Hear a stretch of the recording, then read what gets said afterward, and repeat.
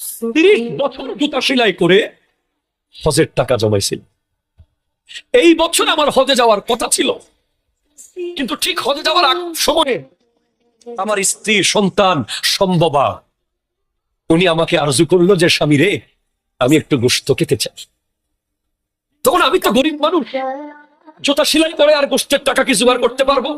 হজে যাওয়ার টাইম হয়ে গেছে, এখন যদি গোশত কিনতে যাই আবার আমাকে কিছুদিন জুতা সেলাই করে হজের টাকা পরিপূর্ণ করতে হবে।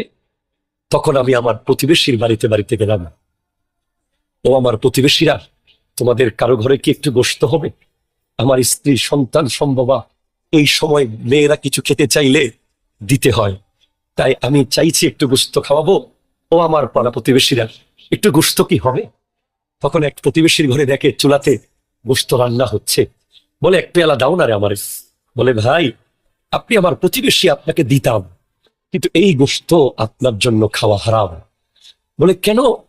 বলে আমার স্বামী, ওই মহিলা বলছে, গত বেশ কিছুদিন ধরে কোনো ইনকাম করতে পারে নাই, ঘরে কোনো খাবার নাই, বাচ্চারা খাবারের অভাবে মাটিতে গড়াগড়ি করছে।